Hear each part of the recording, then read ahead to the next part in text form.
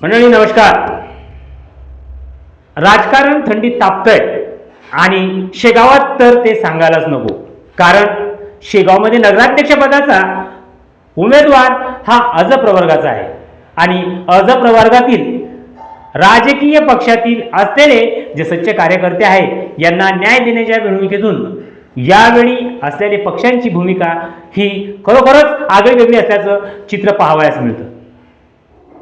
गेल्या 2016च्या निवडणुकीमध्ये काँग्रेसच्या असलेल्या या बालेकिल्ल्याला भाजपाला मोठं छेद पाडता आलं आणि भाजपाने नगरपालिका नगराध्यक्षपदाचं बहुमतानं आपल्या ताब्यात घेतली.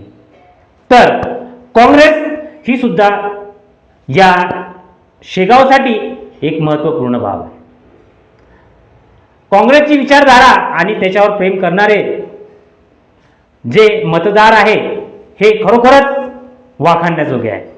आणि यावेळी वंचितशी आघाडी होणं हे जरी काँग्रेसला साधलं असलं नसलं तरी यावेळी काँग्रेसने दिलेला उमेदवार हा खरोखरच आपलेपणा जोपासणारा माणुसकीचा असल्याची प्रतिभासंपन्न शिक्षित असल्याचं दिसून आलं आहे.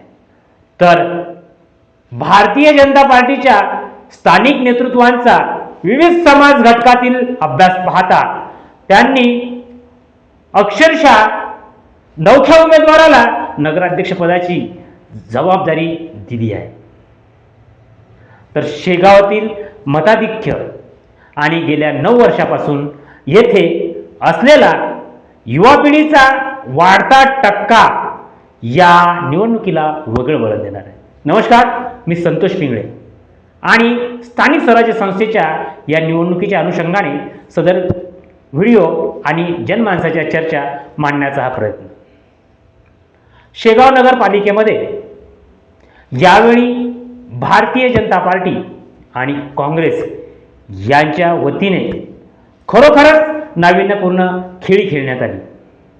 यावेळी काँग्रेसची खांदापालट करून नव्या तरुणाला शहराध्यक्षपद दिलं आणि त्यांनी नव्याने डाव बांधत प्रत्येक प्रभागाच्या रचनेमध्ये एक जुना कार्यकर्ता, एक नवा कार्यकर्ता, एक नवा कार्यकर्ता, एक जुना कार्यकर्ता असं करून पक्षामध्ये तारुण्य आणण्याचा प्रयत्न केला आहे.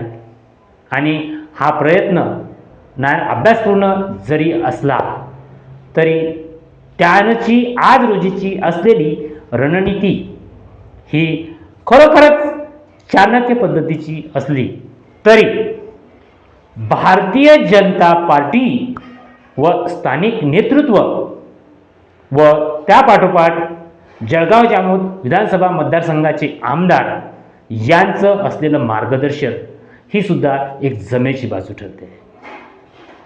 तर या निवडणुकीच्या रिंगणामध्ये वंचित बहुजन आघाडीचं मताधिक्य आणि असलेले इतर समाज घटक, त्यामध्ये मुस्लिम समाज घटक असो वा त्यांच्याशी असलेल्या 18 पगड जातीमध्ये जुळलेले जे पदाधिकारी कार्यकर्ते याच्या माध्यमातूनही ही तिसरी उमेदवारी होत असताना मताची विभागणी ह्या 3 गटात होईल असं काही राजकीय तज्ज्ञांचं मत आहे.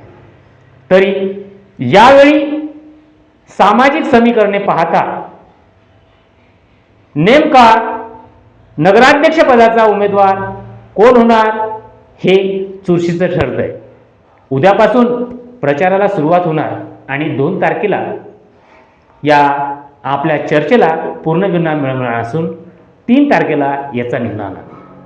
आणि या निकालाची सगळ्यांना प्रतीक्षा जरी असली तरी या प्रचाराच्या कार्यकाळामध्ये नेमका उमेदवार कोण जिंकेल हे 5 दिवसाच्या वाटाघाटीतून समोर येईल. आणि त्यासाठी स्थानिक नेतृत्व आणि जे रिंगणात शिलेदार उभे राहिलेले आहेत त्यांचं असलेलं सातत्यपूर्ण कार्य हे त्यांना विजयाच्या वाटेवर नेईल. आणि 3 तारखेला येथे नव्याने नगराध्यक्ष आणि लोकप्रतिनिधी हे तत्पर राहतील. त्याची गेल्या 4 वर्षापासून सर्वांना प्रतीक्षा आहे.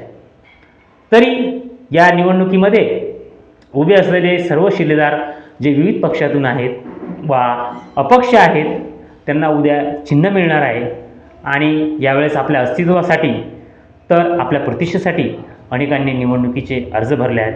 त्या सर्व शिलेदारांचं मी मनपूर्वक स्वागत करतो आणि शुभेच्छासुद्धा देतो. सदर व्हिडिओ आणि स्थानिक पातळीच्या ह्या घडामोडी विविध विश्लेषणात्मक मांडण्याचा माझा प्रयत्न असेल. तर या चॅनलला लाईक करा आणि मला ऐकून घेतलं त्याबद्दल शतशः आभार.